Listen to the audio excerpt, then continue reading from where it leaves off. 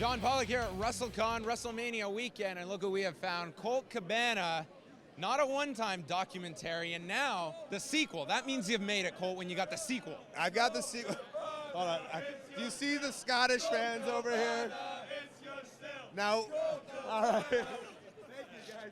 And we're talking about documentaries. I was just involved in the BBC documentary, The Insane Fight Club, with, I've heard of it. And it's amazing, by the way. And I'm sitting here, instead of recommending my own, saying go watch the BBC documentary. But Greatomania is taking over, and that's what that was all about. But yeah, I do have a documentary, The Wrestling Road Diaries Too, a long time in the waiting. I'm so proud of it. Jack Ettinger edited it and directed it, and it was a Colt Cabana production, I guess. It's myself, Domino from WWE over there, Cliff Compton, and Luke Gallows, who's a new big star in New Japan right now. We go on the road, we tell our story, we document it, and it's a blast. Thanks, WrestlingRoadDiaries.com, but right now it's about these guys and everybody, and this is wonderful. How quickly did the idea to do the sequel come to mind? Because obviously Cliff Compton and Luke Gallows, two of your most popular guests on your podcast, where I think that's kind of the essence of your podcast, is that we see these people on television, and then suddenly on your podcast, at least for those two individuals, right, man, their personality really comes through on that podcast. Yeah, nobody really, I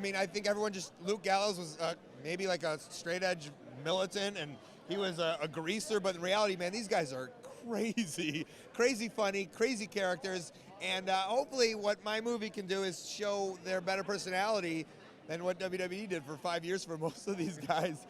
But, right, so the first one was with me and Daniel Bryan before he got in WWE. Who?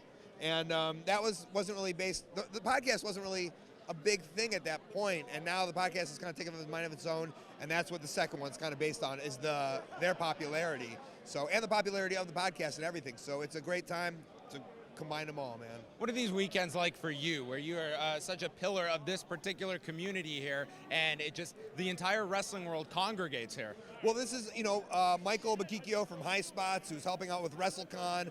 He was like, Colt, it's important to have you on here because this is the ultimate DIY, do-it-yourself, independent, underground alternative. This is the alternative. Yes, you can go over across the street for $100 or whatever, and for $1,000 wait in line and talk to Randy Orton for 20 seconds, or you can come here and you can mix and match with everyone and talk to everyone, and we're all accessible. And I love just independent, and I know it's a taboo word sometimes, and it's but I think the world of the independent wrestling scene, the alternative wrestling scene, and for me it's everything. Like I get so many listeners and so many fans from around the world, and they're all here, of course, for WrestleMania, of course. So WrestleMania is amazing, but the fact that they're all coming together and they can sneak over here, and all the independent guys, the unsigned guys, can see their fans and talk to their fans. I love it.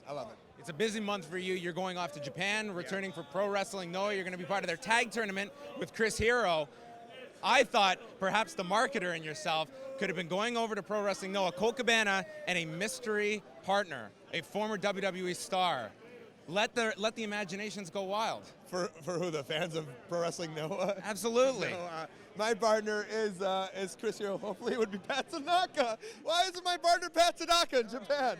Yes. Jewish and Orient Express. Right? Oh, it makes so much sense. The Israeli Express. But no, Chris is amazing, and Chris is coming back to Pro Wrestling Noah after 2 or 3 years, and he's finally coming back to Japan, where he made such a great name for himself. And so for me to him to be partners together in Japan, I'm excited about it. The Global Tag League, and hopefully we win it for America. Our name is America Team, and we want to win it for America. When you look at the past couple of years, going back to Noah, you were very adamant that, they want Colt Cabana to come over there, and you're not going to compromise your style, and it's worked, and they want you back. How much of an accomplishment is that, a feather in your cap? It's very important. I see a lot of Americans go over to Japan and try to be these wrestlers that they're not, and fortunately for me, they brought me over. I hope it's for who I was and who I am, and so I'm sticking to my roots and to my style, and I'm a big believer in alternative styles of wrestling. I'm a big believer because when you go to a show, they have to remember you, and they're going to remember someone who's different, and I like to think that I have a different style of wrestling, and some people, it's not for everyone. People love WWE, but there's an alternative niche out there, and I want to be it, and I want to have that different style of wrestling. WeLoveColt.com is now kind of a thing of the past. Is now ColtCabana.com. Is that the one-stop shop? I listen. Look at John. He's great, man. Colt Cabana. ColtCabana.com is where it's at, and that's where it's all at, yeah.